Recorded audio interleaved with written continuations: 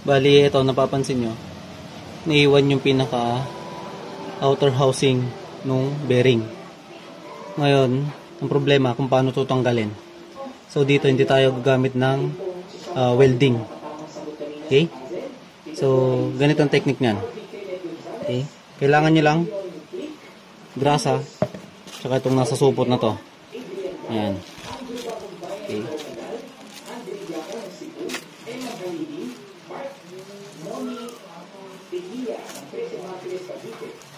Ayan. Tapos, ilagay tayo ng bearing.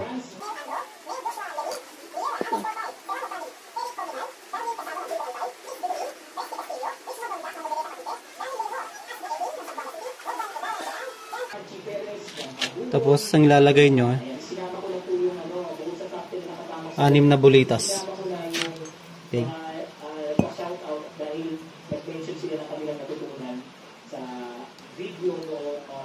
So, itong bulitas na to, 6301. Kung ano yung sukat ng bearing nyo, ganun din. Yun din ang ilalagay nyo na bulitas niya.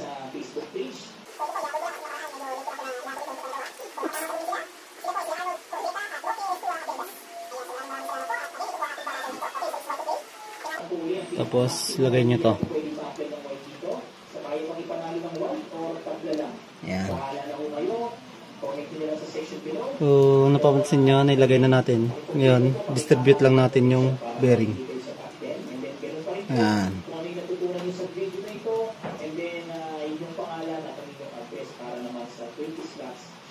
Okay. So, ito, tatanggalin na natin yung bearing yan.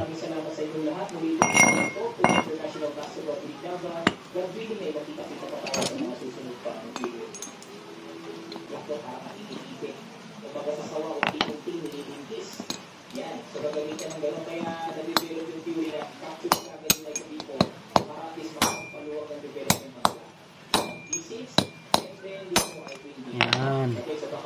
Okay. Diba? Tanggal na yung bearing. Okay, goods na yan. Okay. So, sana may natutunan kayo sa ating LJ Ride Tips. Ayan, pag may gusto pa kayong malaman, yan, comment lang kayo sa atin. Diba? Wala na yung bearing. Tapos ito, syempre, itatapon nyo yan. Ganun lang din yung proseso.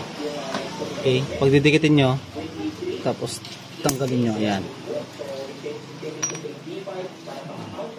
Tapos ito, syempre, balik nyo sa supot.